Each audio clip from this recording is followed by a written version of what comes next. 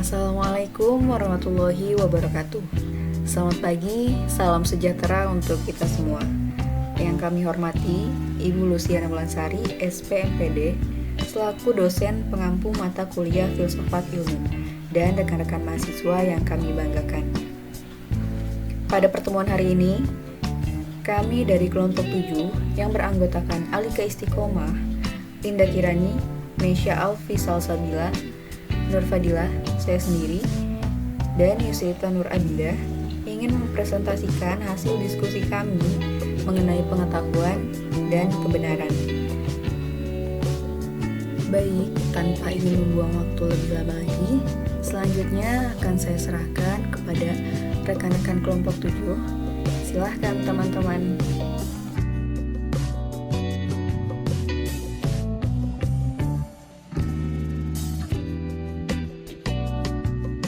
Baik, materi pertama yang akan kami bahas dari pengetahuan dan kebenaran yaitu 1. Hakikat dan sejarah pengetahuan, 2. Sumber pengetahuan, 3. Sikap ilmiah, dan yang keempat, hakikat kebenaran dan kriterianya.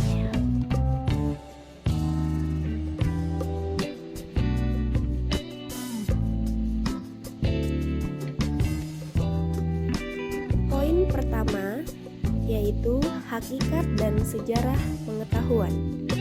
Pengertian pengetahuan.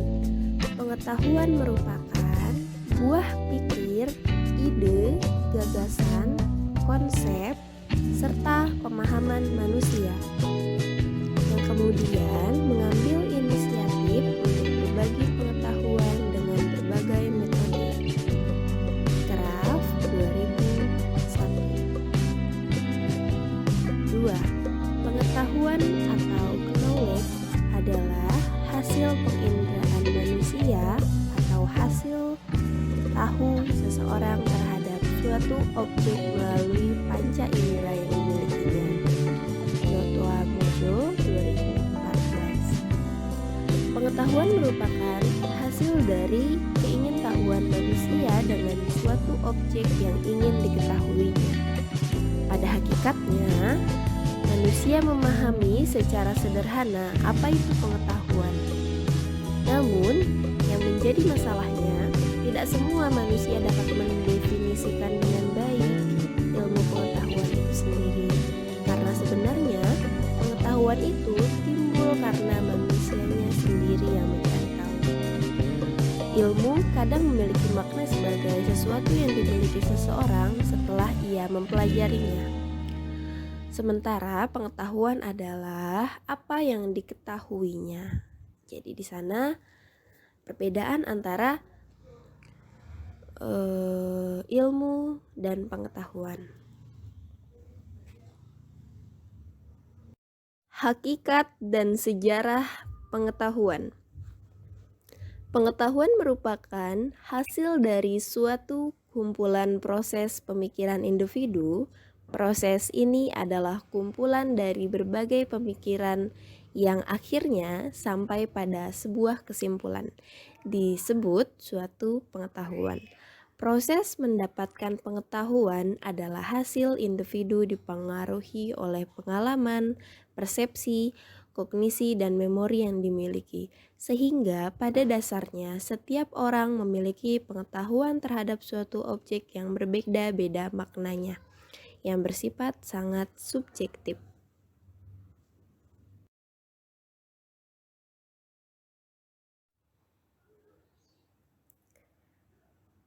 Pengetahuan dalam pandangan filsafat memiliki 3 teori.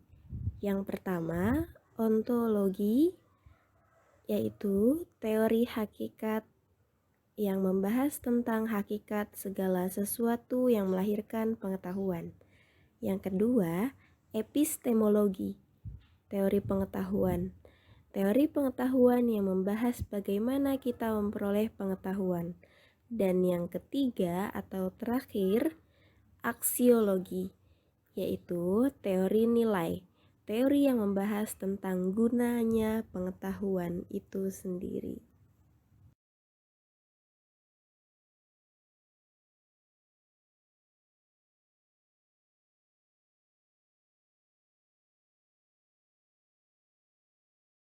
2. Sumber pengetahuan. Pada hakikatnya, ada dua cara yang mendasar bagi manusia dalam mendapatkan pengetahuan yang benar. Yang pertama, dengan mendasarkan diri kepada rasio. Yang kedua, dengan mendasarkan diri kepada pengalaman atau empiri.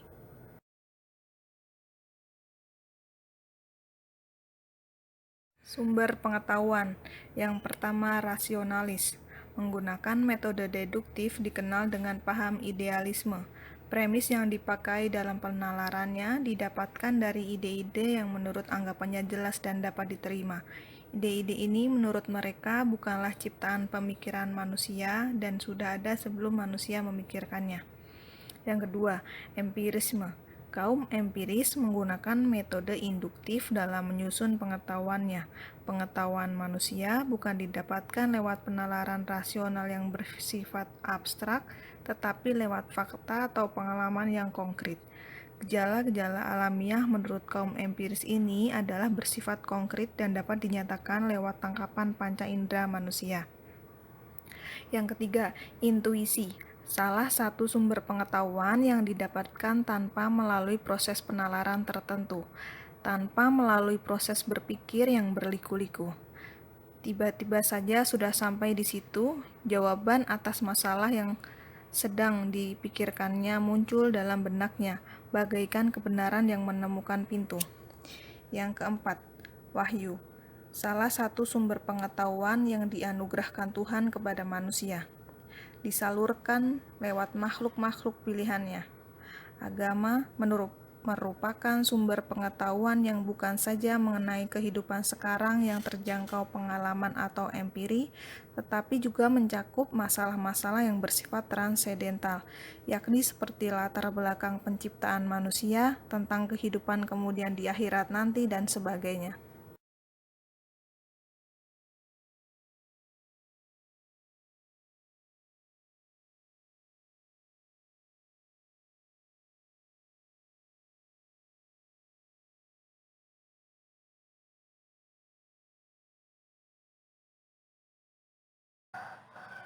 Poin ketiga yaitu sikap ilmiah.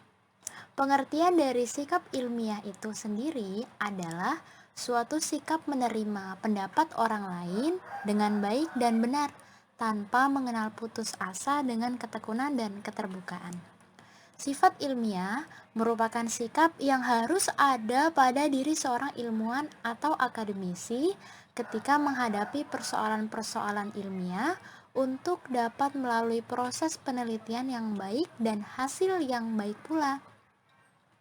Adapun rumusan di atas dapat diartikan bahwa sikap mengandung 3 komponen, yaitu yang pertama komponen kognitif, komponen afektif, dan komponen tingkah laku. Sikap selalu berkenaan dengan suatu objek. Sikap terhadap objek ini disertai dengan perasaan positif atau negatif. Jadi secara umum dapat disimpulkan bahwa sikap adalah suatu kesiapan untuk berperilaku atau bereaksi dengan cara tertentu bila mana dihadapkan dengan suatu masalah atau objek.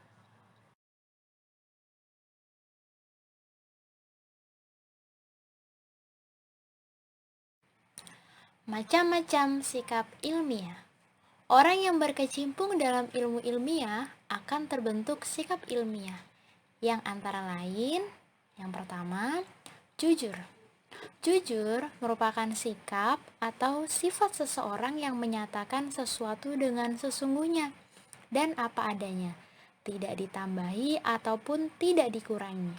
Sifat jujur ini harus dimiliki oleh setiap manusia, karena sifat dan sikap ini merupakan prinsip dasar dari cerminan akhlak seseorang.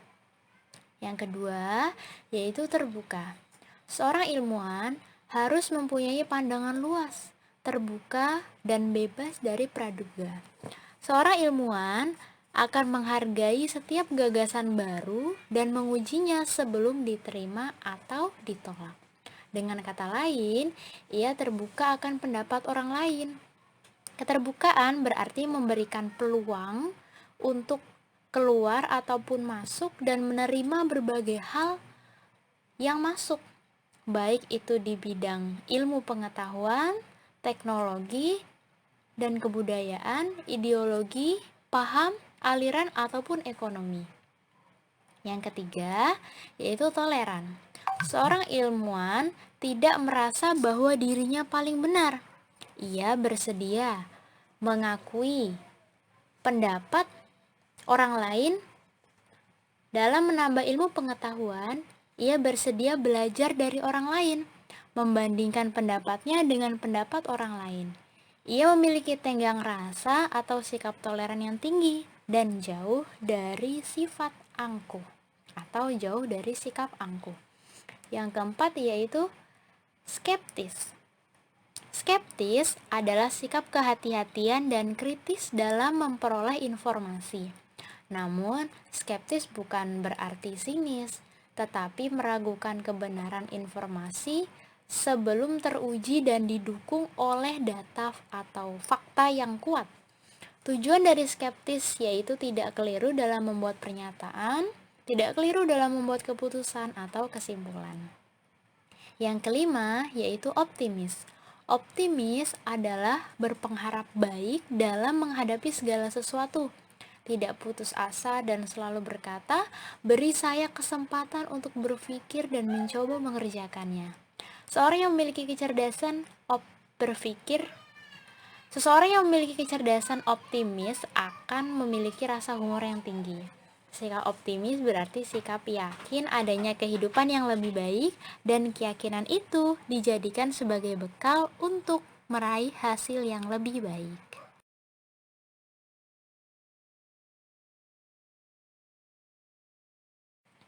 Selanjutnya, yaitu sikap pemberani. Seorang ilmuwan harus memiliki sikap pemberani dalam menghadapi ketidakbenaran, kepura-puraan, penipuan, dan kemunafikan yang nantinya akan menghambat kemajuan. Kemudian yang ketujuh, yaitu kreatif. Seseorang dalam mengembangkan ilmunya harus mempunyai sikap kreatif yang berfokus pada proses berpikir, sehingga akan memunculkan ide-ide yang unik atau kreatif dan berkemampuan untuk menghasilkan atau menciptakan sesuatu yang baru. Nomor 8 yaitu kritis.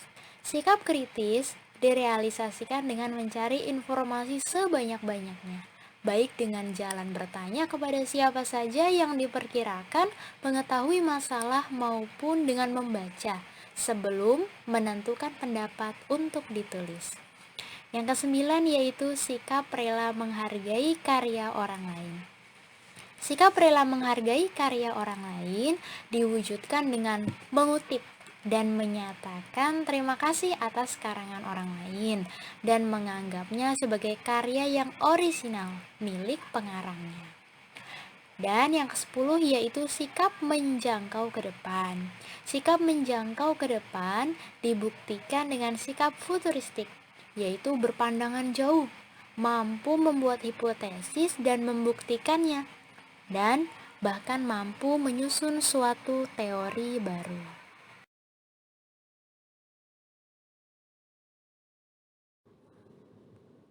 Menurut Purwadaminta, kebenaran mengandung beberapa arti terbagi menjadi 3, yaitu 1. Keadaan yang benar atau keadaan yang sesungguhnya. Misalnya, kebenaran berita ini masih saya ragukan. 2. Sesuatu yang benar, misalnya kebenaran-kebenaran yang diajarkan agama. 3. Kejujuran kelurusan hati, misalnya tidak ada seorang pun sanksi akan kebaikan dan kebenaran hatimu.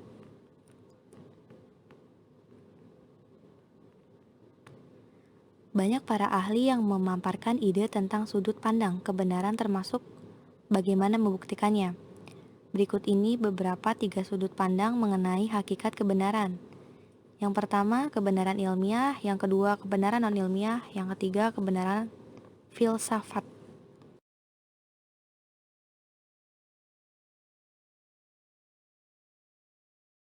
Satu, kebenaran ilmiah. Kebenaran yang diperoleh secara mendalam berdasarkan proses penelitian dan penalaran logika ilmiah. Terbagi menjadi 3. 1. Kebenaran pragmatis. Sesuatu pernyataan dianggap benar apabila memiliki kegunaan atau manfaat praktis dan bersifat fungsional dalam kehidupan sehari-hari. 2. Kebenaran koresponden. Sesuatu pernyataan dianggap benar apabila memiliki kegunaan atau manfaat praktis dan bersifat fungsional dalam kehidupan sehari-hari. 3. Kebenaran koheran. Sesuatu pernyataan dianggap benar apabila konsisten dan memiliki koherensi dengan pernyataan sebelumnya yang dianggap benar.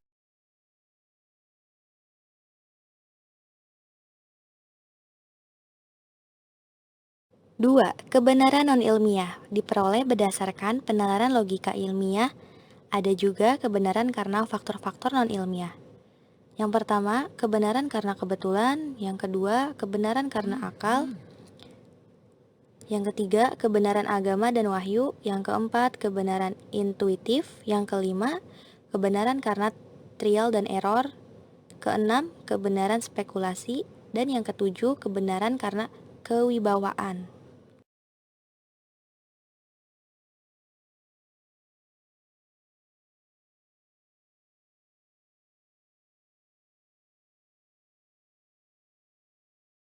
Tiga, kebenaran filsafat. Kebenaran yang diperoleh dengan cara merenungkan atau memikirkan sesuatu sedalam-dalamnya dan seluas-luasnya, baik sesuatu itu ada ataupun mungkin ada.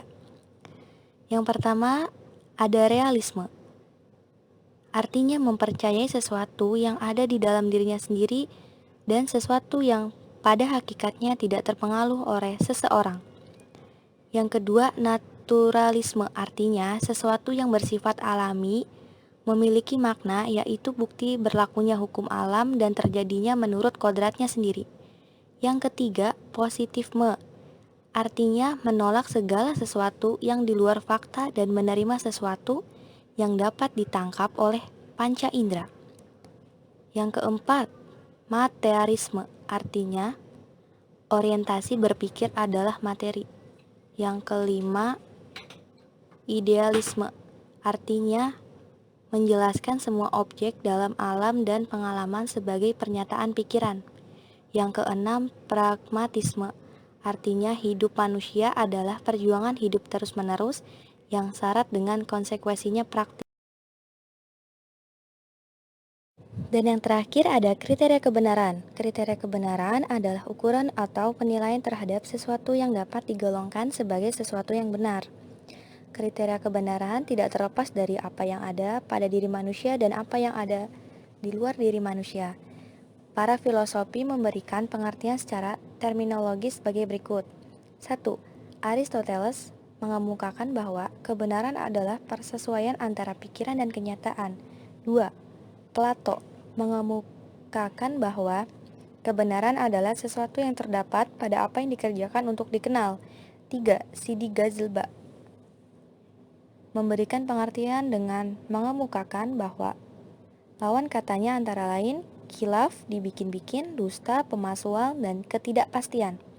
Dari pengertian di atas dapat dipahami bahwa kriteria kebenaran adalah ukuran atau dasar penilaian terhadap sesuatu yang terdapat dalam pikiran yang tertuang dan kenyataan sehingga dapat menemukan kebenaran.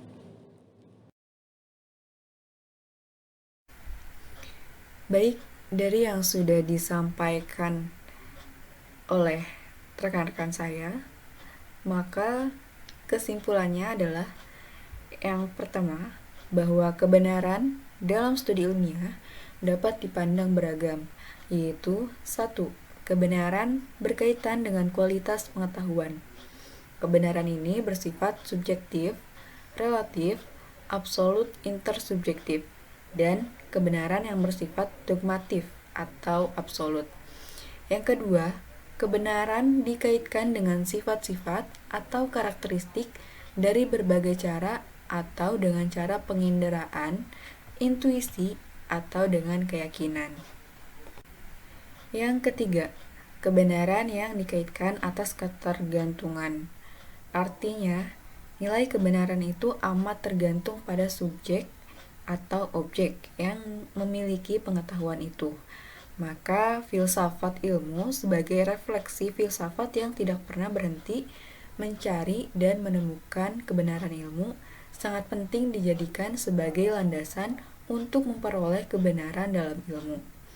Lalu kesimpulan yang kedua yaitu Ilmu pengetahuan ilmiah beda dengan pengetahuan biasa, sebab ilmu pengetahuan ilmiah merupakan hasil dari serangkaian kegiatan yang memang berkualifikasi ilmiah, menyangkut keharusan adanya metode ilmiah, objektif, universal tanpa pamrih dan harus berguna atau dapat dimanfaatkan sedemikian rupa, hingga ilmu pengetahuan itu harus didekati melalui pendekatan dari sudut pandang ontologi, epistemologi, dan aksiologi, agar diperoleh pemahaman yang benar dalam hubungannya dengan keutuhan fungsi multidisipliner sebagai sasaran filsafat ilmu. Mungkin itu saja yang dapat kami sampaikan. Semoga bermanfaat. Mohon maaf bila ada kesalahan atau kekeliruan dalam materi yang disampaikan. Selamat pagi dan semangat. Assalamualaikum warahmatullahi wabarakatuh.